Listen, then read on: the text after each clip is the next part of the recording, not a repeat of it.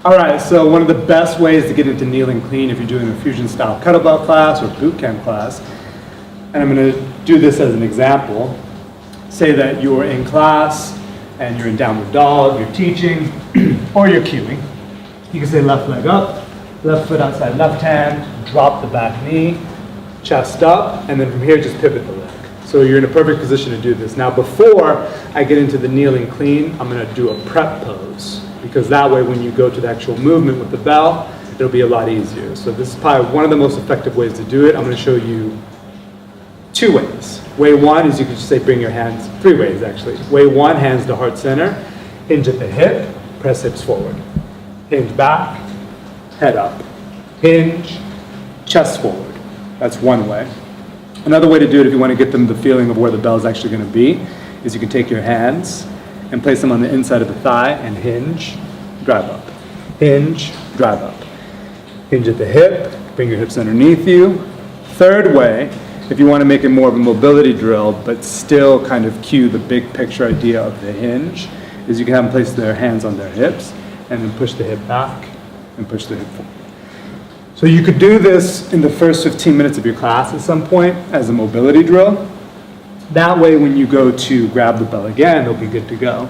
So then from here, you would do some type of flow, maybe plank, maybe a little bit of cardio, et cetera, come back to downward dog. And then you could step through the same way, left foot outside left hand, pivot the back shin. This time you're gonna grab the bell. So from here, if you have a very beginner class, you could simply tell them to put the bell on like they would put on a backpack, meaning like they're just going to pick it up as if they're putting on a duffel bag and they're going to go traveling, so they understand the hand position. And then if they do this one, where a lot of people do, where they bring it wide out their body, then you could just tell them to place their hand on the outside of the bell and then bring it in. But say you got a bunch of rock stars and they're ready to go, and you know that because you've been watching them throughout the entire class, then you could just get right into it. You could say, hey, you've done this movement before, now we're just going to add on.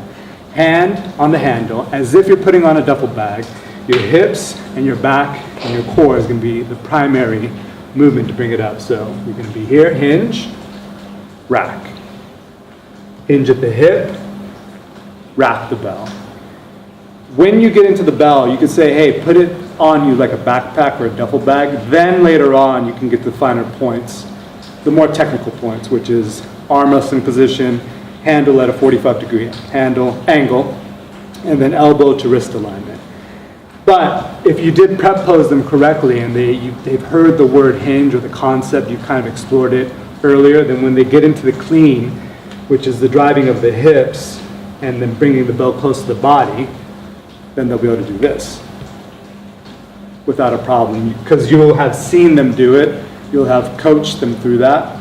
Now from here, in order to transition so the class doesn't stop, say you're on your last rep, you can finish it. I'll give you 2 ways that you can transition out of this. Way 1, if you're gonna go into cardio, say, for example, you're gonna rack it, you're gonna pivot, and you're gonna go on the ball of the back foot, stand straight up, bell down, top of the mat, and we'll go into the cardio section. If you wanna transition to a core section, then they'll place the bell down, they'll place it in front of them, plant the right hand, right leg will stick out, or step out, you'll lay flat and then go into your core work. I'll give you a bonus way. Bonus way, if you want to transition into a yoga flow, followed by a core section, then you'll finish in the kneeling, you'll plant it in front, off the mat obviously.